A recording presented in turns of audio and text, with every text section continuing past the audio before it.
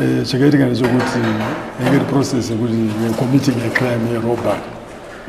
Saka pepa nesecurity guard padada kurobha pacho. Varabe ndakazomupindira tikamubata tikamusunga. Tamusunga tikamustafa maton cloth. Chotesa mukana makachitira kuti asadeedzera. Ichifanadzwe voice richitaura kuti auraya munhu, auraya munhu, auraya munhu, auraya munhu. Auraya munhu. Indakarara pepe. Auraya munhu.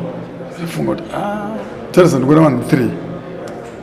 In a moment of time vangati kuma 100 200 kuti auraya munhu, auraya munhu. Ndati abira nditize chi avana ava ndakutiza.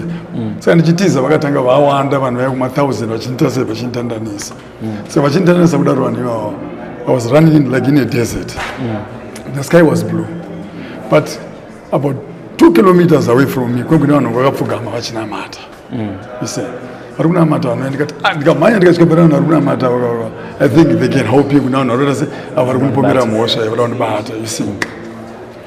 Saka in the process yekumhanya ndikasumudza futi musoro right in the sky pandaona kagore so kadikidiki kangoita seruoko rwangu kachiita se kachiuya. Saka ndichimhanya ndikaona gore rakuita se rakukura ratanga kufera. This is a true story. I saw Jesus standing. Then I fell down. So when I went, Jesus Christ, Jesus 3 times. Chipanda pepuka ndakasweat.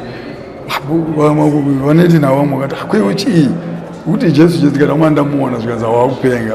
You know what? Kanzi hawakupenga. Saka ndakangosvitochi zvisina basa. Amane shamwari dzedu titambira iwo motiregerera. Pane zvizhinji kwazvo zvingatikonzera dzokera kuye kwatakabva. Tidzake mabasa nedzidzo yatakadzidza muche tosa yakambani ingatitora isu.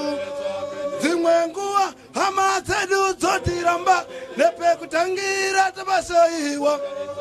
Dzimwe nguva hama dzedu dzotiramba nepekutangira tabashoiwa. Yakajanuka tadzidza mabasa ewebezindo namabasa musakubananizwa newotokotadzira.